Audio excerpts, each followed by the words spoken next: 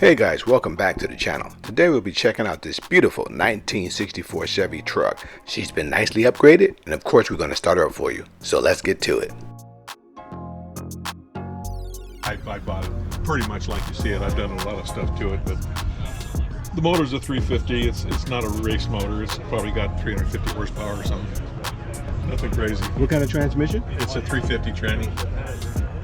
It was pretty much like this. I redid the suspension and put the AC in it. Did a few other things.